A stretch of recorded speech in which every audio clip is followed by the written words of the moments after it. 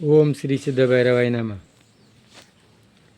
बघा, भीष्म पितामह 6 महिने बाणाच्या आतुरणावर होते आणि मग त्यांचा ज्या वेळेला अंतकाळ येईल त्यावेळेला त्यांना भेटण्याकरता त्यांची काय इच्छा होती, भगवंत आला पाहिजे. बघा, भगवंत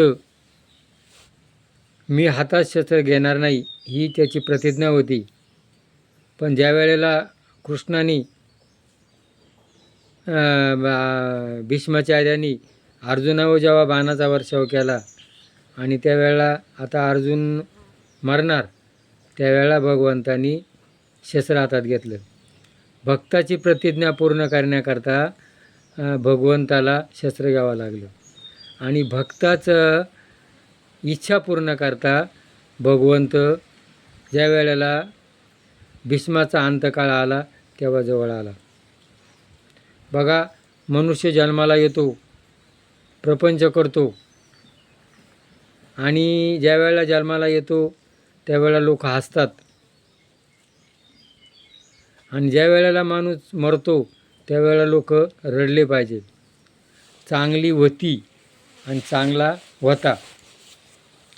ज्या वेळेला मनुष्य चांगलं कर्म करतो त्यावेळेला त्याला लोक काय म्हणतात, चांगली वती चांगला वता. आणि त्यावेळेला तो हाय चांगला हाई. तर माणसानं सत्कर्म करा, तुम्ही जगा, दुसऱ्याला जगू द्या. मरताना चांगला वता चांगली वती हा शब्द निघाला पाहिजे. बस हीच माणसाची कमाई. म्हणून तुम्ही जगा, दुसऱ्याला जगू द्या. एक क्षणभर मनुष्य दे, इथं आपलं काही नाही, हे सगळं सोडून जायचं आहे.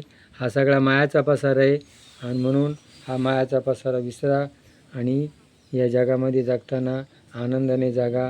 तुम्ही जगा, दुसऱ्याला जगू द्या. हे जर पटलं असेल तर क्लिक करा. जय भैरवनाथ.